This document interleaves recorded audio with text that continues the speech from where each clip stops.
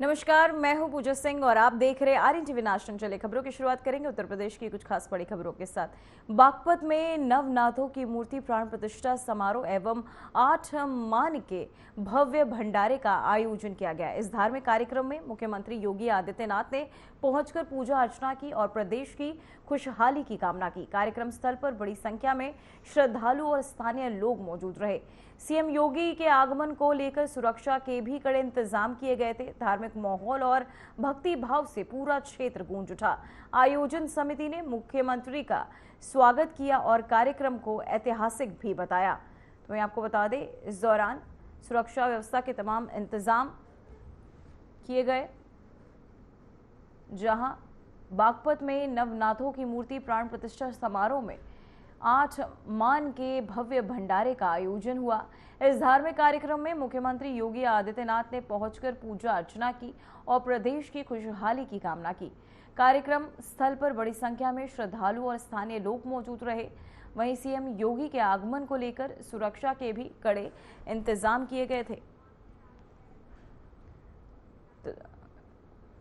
तो वहीं आपको बता दें, बागपत में नवनाथों की मूर्ति प्राण प्रतिष्ठा समारोह एवं 8 मान के भव्य भंडारे का आयोजन हुआ। इस धार्मिक कार्यक्रम में मुख्यमंत्री योगी आदित्यनाथ ने पहुंचकर पूजा अर्चना की और प्रदेश की खुशहाली की कामना भी की। कार्यक्रम स्थल पर बड़ी संख्या में लोग मौजूद रहे, साथ ही श्रद्धालु स्थानीय लोग की मौजूदगी भी देखने को मिली। सीएम योगी के आगमन को लेकर सुरक्षा के भी कड़े इंतजाम किए गए। धार्मिक माहौल और भक्ति भाव से पूरा क्षेत्र गूंज उठा। साथ ही इस दौरान सीएम योगी आदित्यनाथ ने क्या कुछ कहा, चलिए आपको सुनाते हैं। हमारे सामर्थ्य की तो प्रतीक है ही, लेकिन यह विश्व कल्याण के लिए भी उतनी ही महत्वपूर्ण है। इतिहास इस बात का गवाह है कि सनातन धर्म ने कभी भी जबरन किसी को आधिपत्य स्थापित नहीं किया। जबरन किसी को अपने अधीन करके उसे गुलाम बनाने का कार्य नहीं किया। तो जब हम किसी पर जबरन शासन नहीं करते,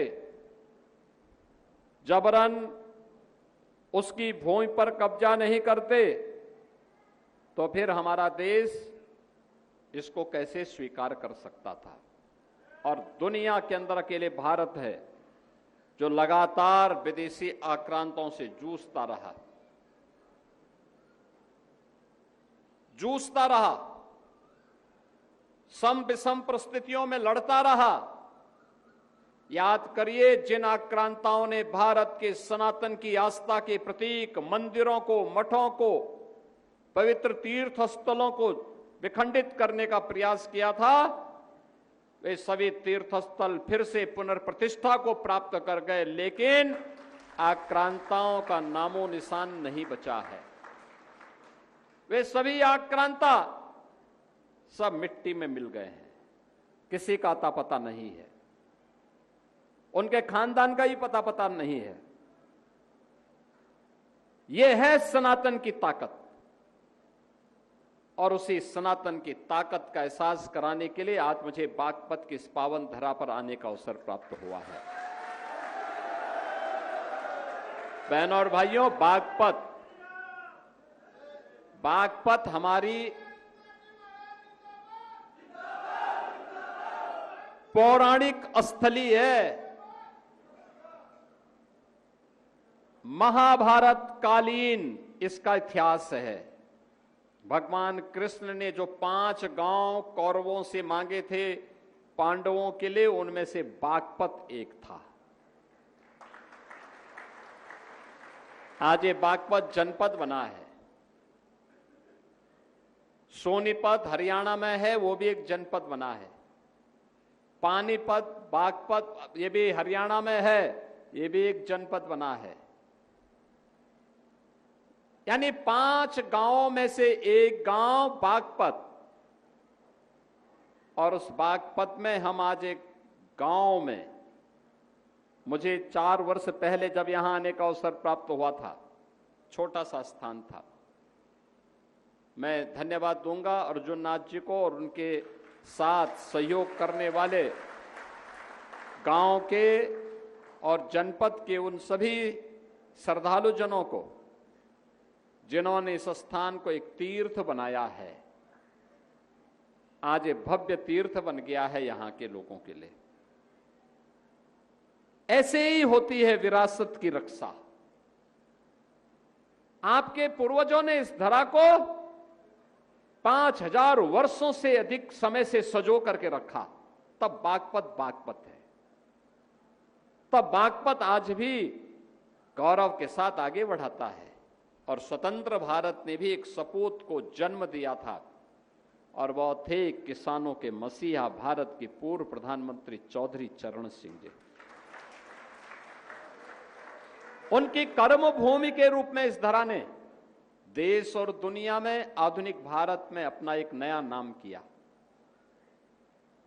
और एक से एक विभूति यहां से निकले। आप याद करिए, लोग तो डरते हैं, लेकिन मैं कह सकता हूं कि जाट भी पढ़ा लिखा होकर के पुलिस कमिश्नर मुंबई का बन जाए। डॉक्टर सतपाल सिंह यहीं से निकले थे, इसी धरती से निकले थे। पूरे मुंबई पुलिस के मुखिया के रूप में इन्होंने वहां पे कानून का शासन कैसे होना चाहिए यह भी वहां पर दिखाया था। आज इसी धरा से निकले हुए चौधरी जयंत सिंह जी के नेतृत्व में लगातार राष्ट्रीय लोकदल और केंद्र सरकार के साथ मिलकर के, राज्य सरकार के साथ मिलकर के न केवल बागपत के विकास के लिए बल्कि प्रदेश और देश के विकास के लिए नित नए प्रतिमान स्थापित हो रहे हैं। इसमें विरासत भी है और विकास भी है, दोनों एक साथ चल रहे हैं, दोनों एक साथ चल रहे हैं। और उसी कार्यक्रम को आगे बढ़ाने के लिए आज मुझे इस स्थान पर पुनः आने का अवसर प्राप्त हुआ है। बहनों और भाइयों, आज के इस अवसर पर मैं आप सबसे एक बात जरूर कहना चाहूंगा। याद रखना, हमारे यहां कहा जाता है धर्मो रक्षति रक्षिता, यानी अगर आप धर्म की रक्षा करेंगे तो धर्म आपकी रक्षा करेगा। अगर अपने स्वार्थ के लिए हम उस धर्म का दुरुपयोग करेंगे तो उससे नष्ट हुआ धर्म हमें भी नष्ट कर डालेगा। हमें जाने अनजाने में देश और धर्म को नुकसान नहीं पहुंचने देना चाहिए, किसी भी स्थिति में नहीं। व्यक्तिगत क्षति हो जाए वो स्वीकार्य है, उसकी भरपाई हो सकती है, लेकिन अगर धर्म की क्षति होगी उसकी भरपाई नहीं हो सकती और उसका खामियाजा हमें भी आने वाली पीढ़ी को ही भुगतना पड़ेगा। कभी नहीं होने देना चाहिए।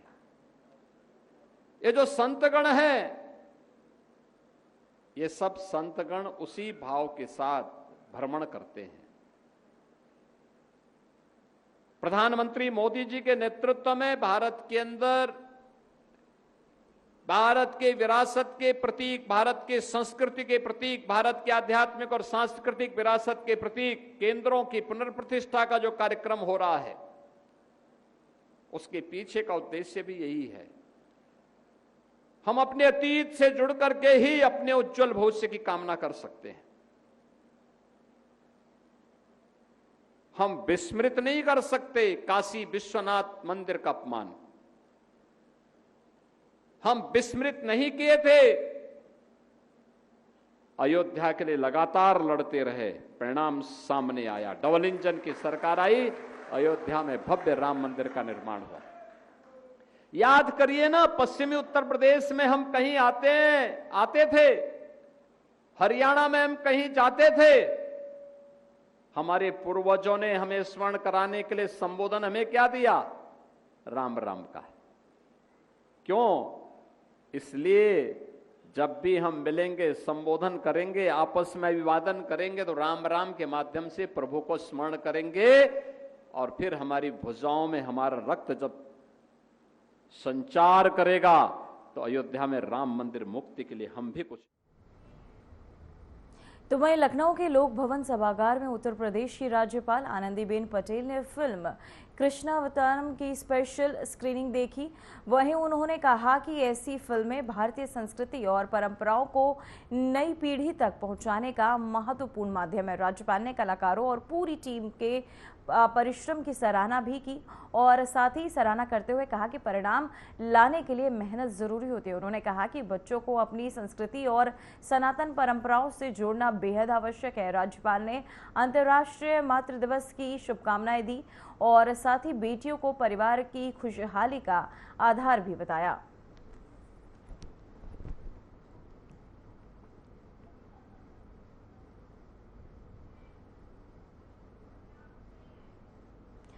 तो वहीं उन्नाव में सोमनाथ मंदिर के पुनर्निर्माण के कई वर्ष पूर्ण होने पर सोमनाथ स्वाभिमान पर्व श्रद्धा और उत्साह के साथ मनाया गया। जिलाधिकारी घनश्याम मीना ने पर्यटन एवं संस्कृति विभाग की आयोजित कलश यात्रा को हरी झंडी दिखाकर रवाना किया। यात्रा देवी मंदिर से शुरू होकर सिद्धनाथ मंदिर पर संपन्न हुई। इसके बाद जिलाधिकारी ने वैदिक मंत्रोच्चारण के बीच रुद्राभिषेक, ओंकार जाप और महाआरती में भाग लेकर जनपद वासियों की सुख समृद्धि की कामना की। इस दौरान मंदिर परिसर में बड़ी संख्या में श्रद्धालु मौजूद रहे और पूरा वातावरण भक्तिमय बना रहा। वहीं जिलाधिकारी ने कहा कि ऐसे धार्मिक आयोजन सामाजिक एकता और सांस्कृतिक परंपराओं को मजबूत करते हैं।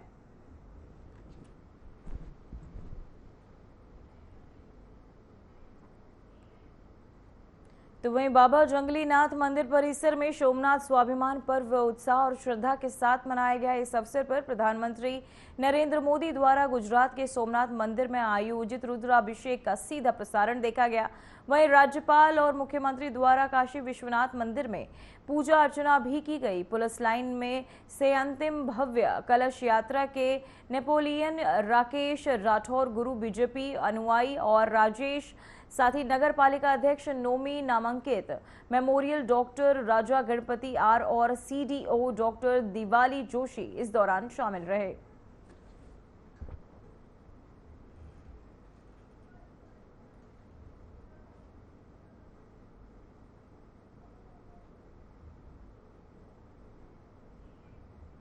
तो वहीं लखनऊ से बड़ी खबर सामने आ रही, जो स्मार्ट मीटर उपभोक्ताओं को राहत। बिजली विभाग लौटाएगा अतिरिक्त रकम, 200 करोड़ रुपए की रिफंड प्रक्रिया शुरू। प्रति उपभोक्ता 3200 रुपए ज्यादा वसूले। तो वहीं आपको बता दें, उत्तर प्रदेश के 5 लाख से ज्यादा स्मार्ट मीटर उपभोक्ताओं को बड़ी राहत मिली है।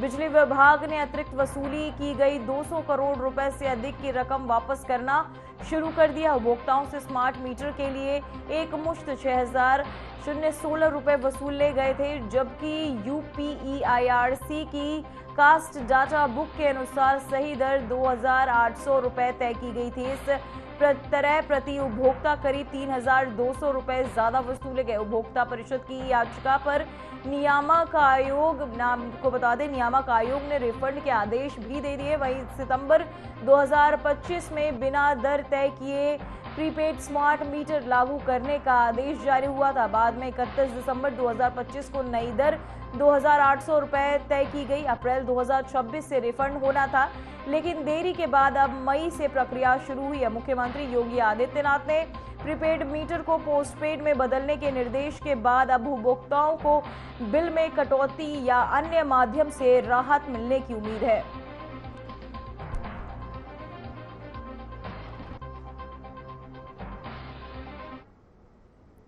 तो वहीं लखीमपुर में नारी संशोधन बिल को लेकर राजनीतिक माहौल गर्मा गया। विपक्षी सांसद उत्कर्ष वर्मा के बयान के विरोध में बीजेपी महिला मोर्चा की कार्यकर्ता ने उनके आवास पर घेराव कर जोरदार प्रदर्शन किया। बड़ी संख्या में पहुंची महिलाओं ने नारेबाजी करते हुए कहा कि नारी संशोधन बिल महिलाओं के सम्मान और अधिकारों से जुड़ा विषय है, इसलिए इसका विरोध स्वीकार्य नहीं किया जाएगा। महिलाओं ने सांसद से सार्वजनिक माफी की मांग की।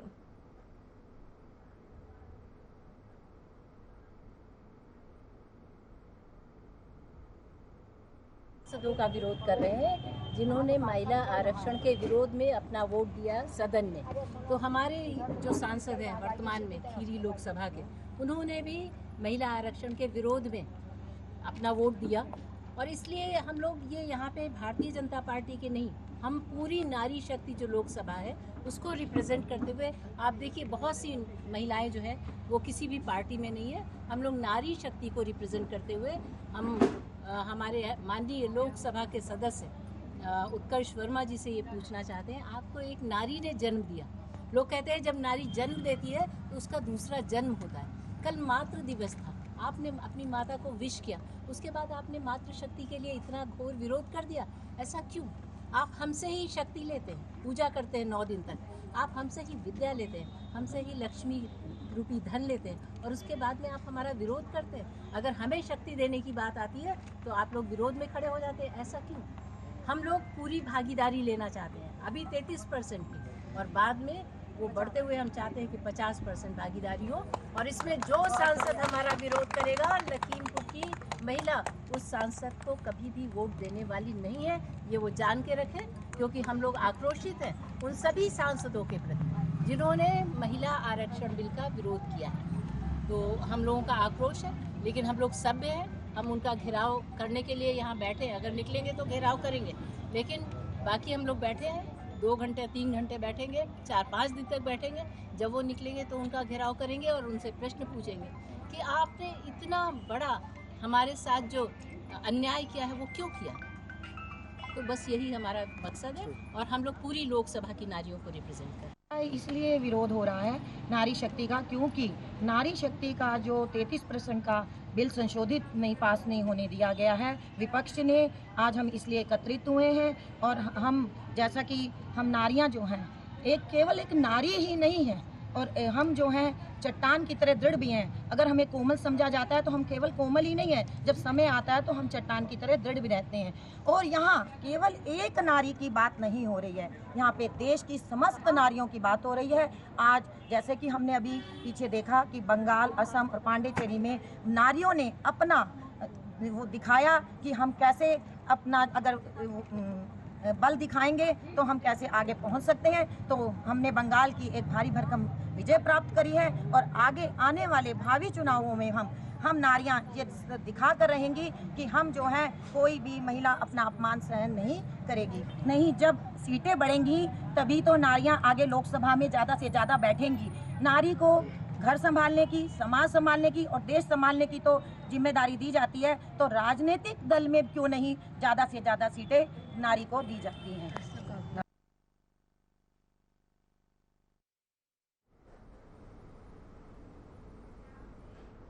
तो वहीं सहारनपुर के गंगोह क्षेत्र में रादौर गांव निवासी रजत कुमार ने यूपीएससी की भारतीय वन सेवा परीक्षा में कोतादे 49वीं रैंक हासिल कर जिले का नाम रोशन किया है। यूपीएससी की इस कठिन परीक्षा में सफलता मिलने पर गांव और पूरे सहारनपुर में खुशी का माहौल है। रजत ने आईआईटी दिल्ली से सिविल इंजीनियरिंग की पढ़ाई की है और वर्तमान में श्रम एवं रोजगार मंत्रालय के हल्द्वानी कार्यालय में लेखा अधिकारी पद पर कार्यरत है। गांव पहुंचने पर ग्रामीणों और परिजनों ने उनका फूल मालाओं और मिठाइयों से भव्य स्वागत किया। रजत ने अपनी सफलता का श्रेय कठिन मेहनत, परिश्रम के सहयोग और दृढ़ संकल्प को भी किया।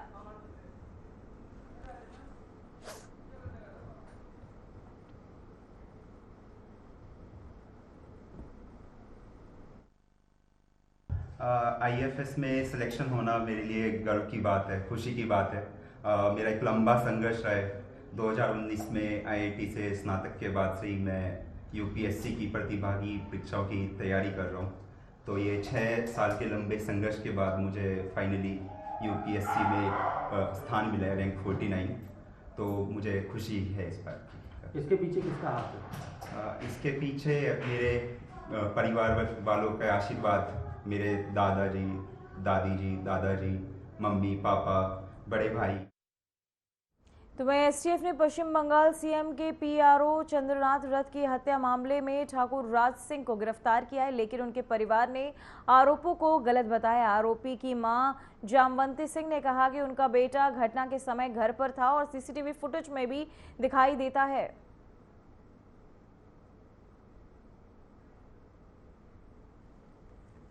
ऐसा हुआ कि हम लोग यहाँ से एमएलसी साहब के शादी में जाने वाले थे। कौन एमएलसी? पप्पू सी एमएलसी के शादी में जा रहे थे यहाँ से 11 बजे। किस तरह? 7 तारीख को दिन में कि रात में? दिन में जा रहे थे, तब का कहला हम लोग गए। एक लड़का था फेफना का, वहाँ रिसीव किए, मोनू सिंह, वो भी गया था, और उनके साथ फोटो खींचता है वो भी था। और गए थे हम लोग शादी में होटल लिए थे, शादी में अटेंड किए, उसके बाद होटल में रुके। ये जो बट्टे राज सिंह की गिरफ्तारी जो हुई है गलत हुई है, क्योंकि गिरफ्तारी के समय चाइनीज निर्माण नहीं बनाया गया, शुद्ध रूप से उसका अपहरण करके ले जाया गया, जबकि कानून के वो परे। तो क्या लगता है किस बेस पे उठाया गया होगा? पुलिस कुछ तो ये पुलिस बताएगी किस बेस पर उठाया गया, वो भी बताएगी। हम लोग को जो निर्णय है कि वो घर पर 4 को, 5 को और 6 को मैं फुटेज देता हूँ। उनकी माँ आई है, उनकी बहन आई है, उनका भाई आया है, मैं फुटेज देखा हूँ कि घर पर उपस्थित हैं, कहीं गया नहीं है बेचारा। कलकत्ता में किसी को उसका संबंध भी नहीं है, अन्य कोई जानकारी। क्या आपको मालूम है किस मामले से जोड़ के उनको उठाया गया है? तो वहीं नई दिल्ली में आयोजित CII वार्षिक व्यापार शिखर सम्मेलन 2026 में उत्तर प्रदेश के मुख्यमंत्री योगी आदित्यनाथ ने हिस्सा लिया। सम्मेलन के दौरान उन्होंने विजन फॉर इंडिया एट 100 विषय पर उद्योग जगत को संबोधित किया। सीएम योगी ने उत्तर प्रदेश में निवेश, बेहतर कानून व्यवस्था, मजबूत इंफ्रास्ट्रक्चर और उद्योग अनुकूल नीतियों का उल्लेख करते हुए राज्य को देश की ग्रोथ इंजन बताया। साथ ही उन्होंने इस दौरान क्या कुछ कहा, सुनिए जरा। हमारे उद्यमी साथियों, बहनों और भाइयों, एनुअल समिट के लिए मैं CII से जुड़े हुए प्रत्येक उद्यमी को, प्रत्येक इंडस्ट्री लीडर को हृदय से बधाई देता हूं और आप सबका मैं अभिनंदन भी करता हूं।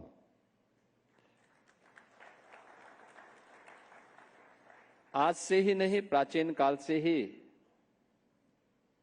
अर्थ का महत्व जीवन के सभी पुरुषार्थों में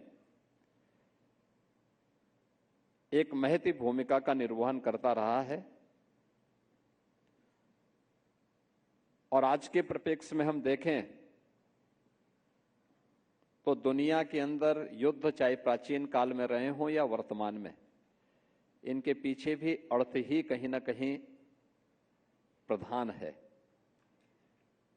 तो स्वाभाविक रूप से किसी भी राष्ट्र की आर्थिक प्रगति के पैमाने को अगर हम देखें तो उसकी मैन्युफैक्चरिंग पावर जितनी सशक्त होगी, जितनी मजबूत होगी, वह आर्थिक उन्नति के पायदान पर उतनी ही मजबूती के साथ आगे बढ़ेगा। और इसलिए आज के परिप्रेक्ष्य में जब हम देखते हैं तो कोई भी देश अपने उद्यमियों का उपेक्षा करने का जोखिम नहीं ले पाता और लेना भी नहीं चाहिए, क्योंकि जब हम चर्चा करते हैं इकोनॉमिक ग्रोथ की तो केवल वह इकोनॉमिक ग्रोथ तक ही सीमित नहीं होता है, उसका सीधा संबंध एम्प्लॉयमेंट्स के साथ भी होता है। हमने उन क्षेत्रों को देखा है जहां पर लोगों ने इस सेक्टर की उपेक्षा की, वहां व्यापक पैमाने पे पलायन और उस पलायन के उपरांत वहां पर आर्थिक रूप से उस पूरे क्षेत्र को विपन्न होते हुए हम लोगों ने देखा है।